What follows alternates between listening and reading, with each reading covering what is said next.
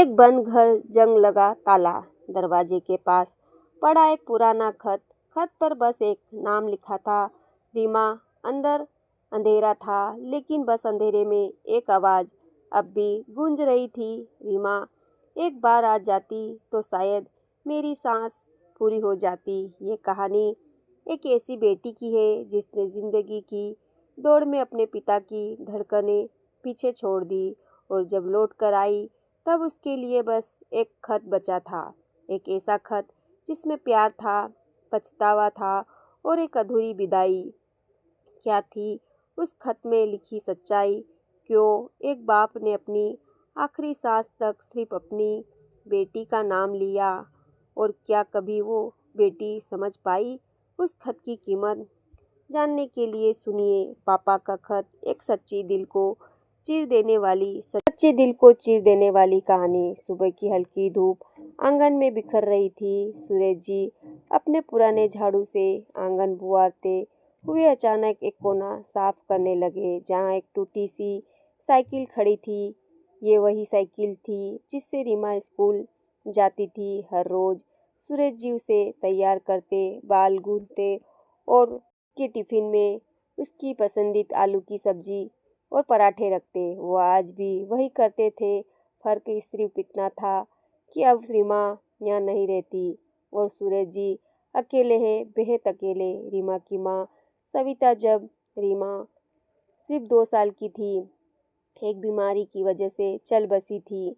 सूरज जी टूट तो गए, लेकिन अपने सासू आंसू रीमा के सामने कभी नहीं आने दिए। उन्होंने नौकरी की, बाद घर का काम भी किया, खाना बनाया, कपड़े धोए, रात को कहानियाँ सुनाई। उन्होंने रीमा को कभी माँ की कमी महसूस नहीं होने दी। उन्होंने अपने जीवन के सारे सपने छोड़ दिए थे सिर्फ रीमा के लिए। रीमा बचपन से ही तेज थी, पढ़ाई में अव्वल और हर सांस्कृतिक कार्यक्रम में आगे। सूरज जी उसकी हर परफॉर्मेंस के पहले सीट पर बैठे होते, झूमते, ताली बजाते और कभी कभी आंखों से बहते आंसू छुपा लेते।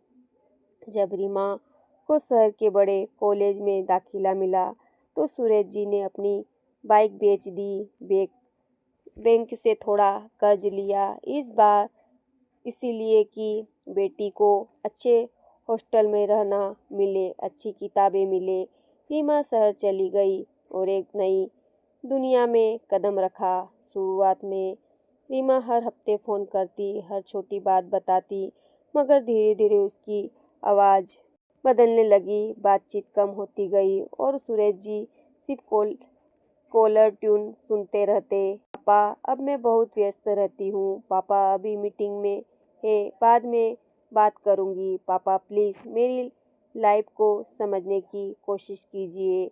हर बार सूरज जी मुस्कुरा कर कहते, ठीक है बेटी, खुश रहो। पर हर रात तो जब वो अपनी डायरी में लिखते तो हर पन्ने पर बस एक ही बात होती, आज भी रीमा का फ़ोन नहीं आया। कॉलेज में रीमा को आरव मिला, हैंडसम, स्मार्ट और अपनी बातों से दुनिया बदल देने वाला लड़का। आरव रीमा की ज़िंदगी में बहुत कुछ लेकर आया, प्यार, आज़ादी, सपने। और एक दिन रीमा ने सूरज जी को बताया, पापा मैं आरव से प्यार करती हूँ और उसी से शादी करूँगी। सूरज जी चुप रहे। उन्होंने न ज़्यादा विरोध किया, न ज़्यादा सवाल, सिर्फ इतना कहा, बेटी उसे अच्छे से समझो, ज़िंदगी लंबी है, प्यार से ज़्यादा जिम्मेदारी निभानी पड़ती है। रीमा को लगा ये वही पुरानी सोच है और एक हफ्ते बाद बिना बताए उसने आरव से कोर्ट मैरिज कर ली। पापा को एक मैसेज आया, पापा मैंने आरव से शादी कर ली, प्लीज़ मुझे मेरे फैसले के लिए जज मत कीजिए।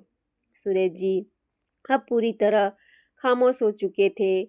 सुबह की चाय बिना बातों के, स्कूल की क्लास बिना ऊर्जा के, और रातें सिर्फ एक पुराने टेप रिकॉर्डर के साथ गुजरती थी जिसमें रीमा की बचपन की आवाज़ें थी। पापा मैं बड़ी होकर डॉक्टर बनूंगी, पापा मैं गुड़िया को भी दूध दो ना, पापा मुझे गोद में लेकर स्कूल चलो ना। हर आवाज़ एक सुई बनकर दिल में चुभती। सूरज जी ने एक खत लिखा, हाथ से बड़े प्यार से उसमें उन्होंने रीमा के बचपन की फ़ोटो लगाई, माँ की एक पुरानी साड़ी का टुकड़ा रखा और लिखा, रीमा तू जहाँ भी है खुश रह, तेरे बिना जीवन अधूरा है, पर मैं ते जानता हूँ अब अपनी दुनिया में व्यस्त है। कभी वक्त मिले तो आकर इस बूढ़े बाप को देख लेना, जिसकी आंखें अब भी दरवाजे पर तुझे ढूंढती है। खत उन्होंने पोस्ट नहीं किया, वो खत उनकी अलमारी में पड़ा रह गया। रीमा की शादी वैसे ही नहीं रही जैसी फिल्मों में दिखाई जाती है। आरव का व्यवहार बदल गया था। देर से आना, चिल्लाना, रीमा को अनदेखा करना। टूट रही थी और अब उसे पापा की बात समझ आने लगी थी। वो सोचती, काश उस दिन पापा की बात सुन ली होती, शायद मेरी जिंदगी कुछ और होती। एक दिन सूरज जी को अटैक आ गए आया, पड़ोसी अस्पताल ले गए, पर डॉक्टर ने हाथ खड़े कर दिए। आखिरी वक्त उन्होंने सिर्फ एक बात कही, अगर मेरी रीमा आ जाए तो मैं चैन से जाऊं, मगर रीमा को फ़ोन ही नहीं किया गया। सूरज जी ने वही खत सिरहाने रखा और दुनिया छोड़ दी। 2 दिन बाद जब रीमा आई तो सामने एक बंद घर, बाहर लगा ताला और पड़ोसी की नम आंखें थी।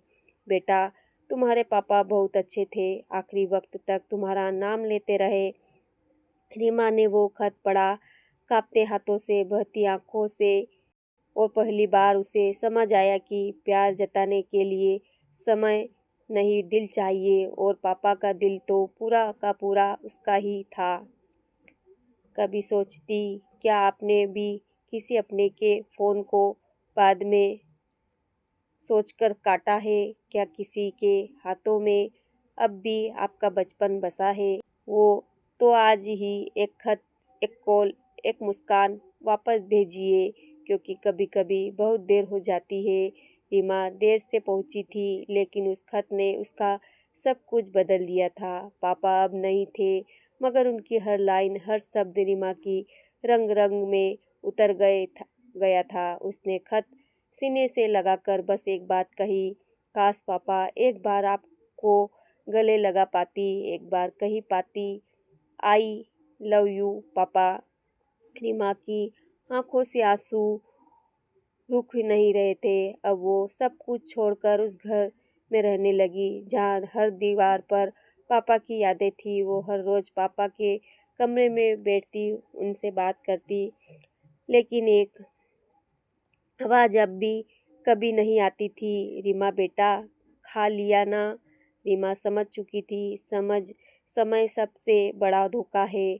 अब वो हर बच्चे को एक ही बात कहती है, अगर माँ बाप जिंदा है तो भाग कर जाओ, उन्हें भी जी भर के गले लगाओ, वरना पछताने के सिवा कुछ नहीं बचेगा।